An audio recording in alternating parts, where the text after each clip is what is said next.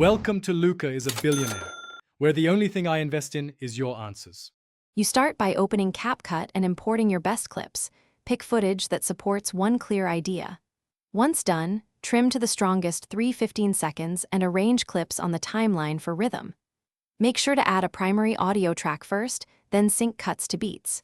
You should set aspect ratio now, vertical for short form, 16:9 for long form, and name the project so you can find it fast. Once clips are ordered, refine motion and timing. You add keyframes to stabilize movement and speed ramps to emphasize moments. Then, make color corrections, exposure, contrast, and a subtle LUT so your videos have a consistent look across uploads. Add text templates for hooks and captions, then build audio. Level music beneath voice, use ducking so dialogue stays clear, and drop short SFX to accent transitions and calls to action.